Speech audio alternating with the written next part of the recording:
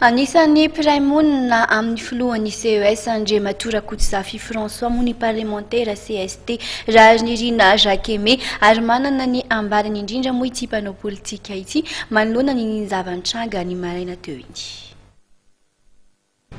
Mpiara-monina aloha dia mampalahelo satria za mihitsy nareo fa nandalo teny amin'ny tanànana iny fa ny mpiara-monina aloha ny horohoro na izahay azy satria le fipoakan'io zavatra io zany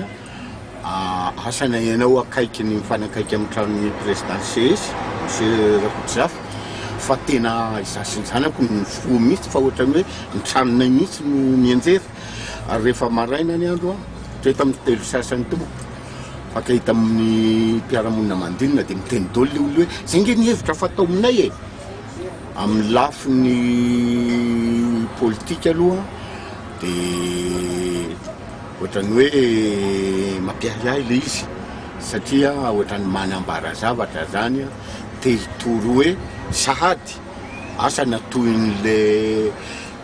fanovana ny sesy voalohany sy ny sesy faharoa te hitoro sahady hoe mampitandrina andikako azy hoe tandremo sy avilivily safidy ny vahoaka malagasy mpifidy ohatran'izay ny fandraisako azy izy moa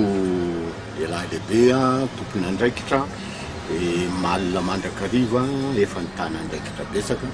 ino aho fa efa manana ny fepetra mety miatrika an'izany izy.